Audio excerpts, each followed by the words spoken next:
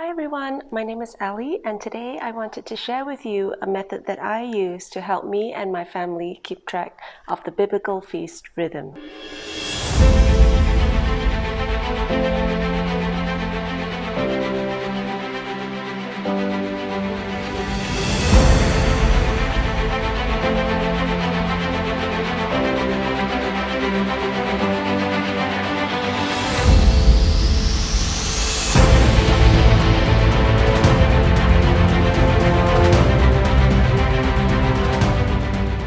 Before we begin, let me just clarify what I mean by biblical feast rhythm. When I say biblical feast rhythm, I am referring to Yehovah Elohim's Moedims, holy appointed times that He has set for us throughout the year, and this forms the biblical Hebrew calendar. So the first thing that I did was go and find a clock. I managed to find this really cool moon clock in Kmart in my local area. But if you can't find a moon clock, you can use any clock that you have lying around the house that you no longer want. What we want is really to be able to move the hands and for you to have a space that you can cut out the different moedims and place them around the clock. So we're going to start with the very first weekly moedim or the weekly date night that we have with Yehovah Elohim. And that, of course, is Shabbat. So I've put Shabbat right here in the middle, and that reminds us to keep the weekly Shabbat. The next one that we have monthly would be the new moon. So that is looking out for the first sliver of the new moon so that we can count the number of months and be able to find out when each moedim is. So Shabbat and new moons are so important. We have to keep the weekly Shabbat and the monthly new moon so that we will be able to know and determine based on the biblical Hebrew calendar when Papa's Moedims are. Now you notice that the circles have different colors on them. Let me walk you through them. So the first circle that we're going to come to is Hanukkah. That's the blue one. Hanukkah and Purim, the next blue one, I've marked them as blue because I wanted to make a distinction between Papa's commanded moedims and those that are biblically historical festivals that we can keep as well. And Hanukkah and Purim are both not commanded feasts. However, they are biblically historical events that are absolutely important and beautiful for us to mark, remember, and celebrate.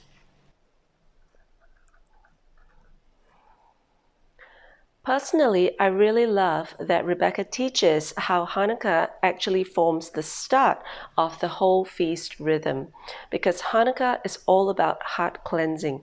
We need our hearts to be clean and pure, and we need our hearts to be good temples for the Ruach HaKodesh, the Holy Spirit, to come and dwell in us. So Hanukkah is a great way to start this feast rhythm because we will then be squeaky clean and be able to have the Ruach HaKodesh dwell inside us. Then we come to the next historical festival, and that is Purim. Purim is all about what dress do we wear when we meet our King. When King Yeshua returns, are we going to be properly attired so that we'll be pleasing to Him? Now that we've got our squeaky clean hearts from Hanukkah, the next thing we need to figure out is, how am I going to be pleasing to the King? What garments am I putting on? How am I adorned? How is my gown glistening with fine jewels? Am I putting on Messiah Yeshua?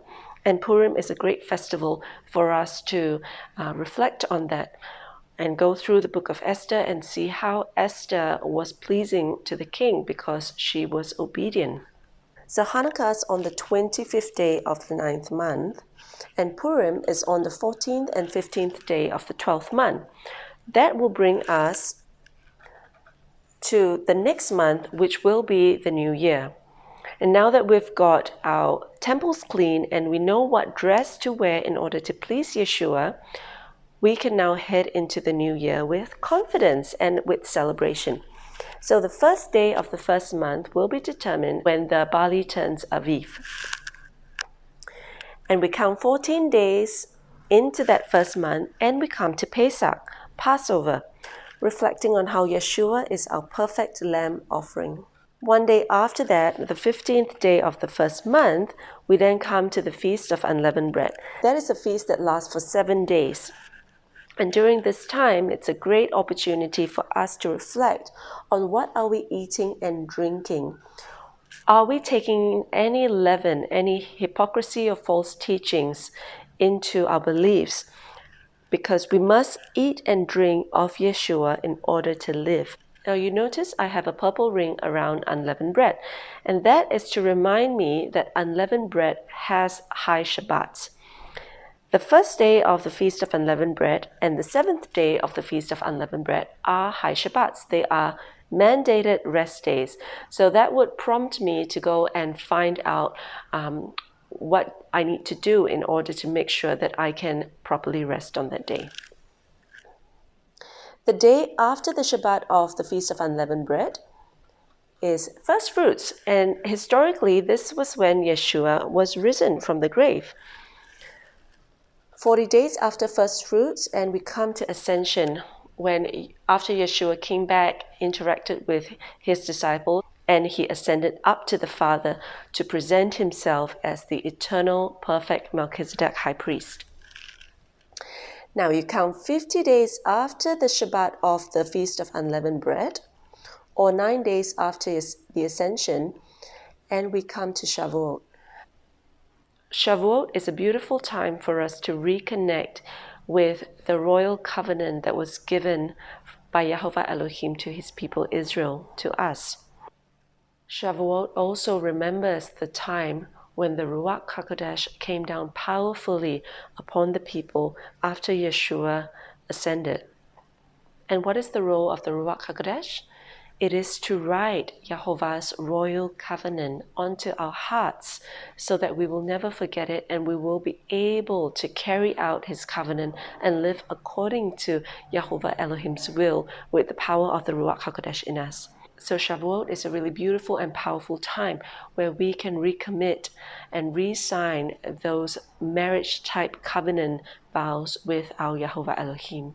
Now, if we've been keeping the monthly new moons, then we would be very easily able to count 7 new moons to determine Yom Teruah, which is the first day of the 7th new moon. Yom Teruah is also known as the day of blowing or the day of trumpets.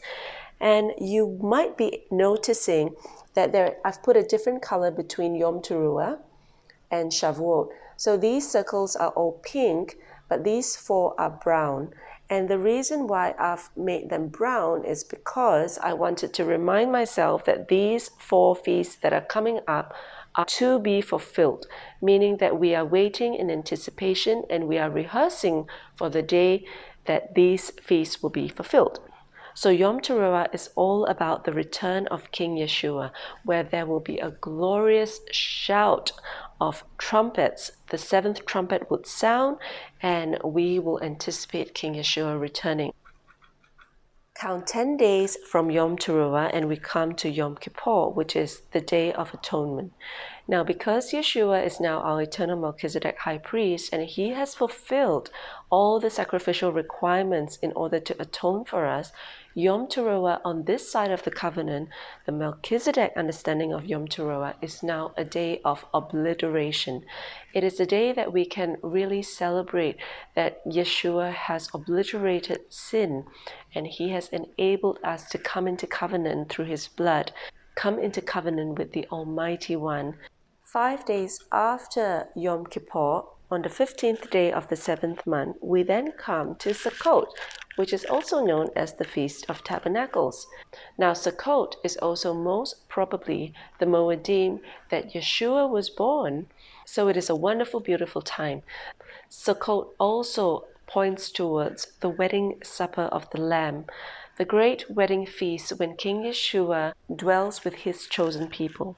Sukkot lasts for 7 days, and there are also high Shabbats in that Moedim. And when we've finished the 7th day of Sukkot, we come to the 8th day, and that is known as Shemini Atzerat, the 8th day or the last great day.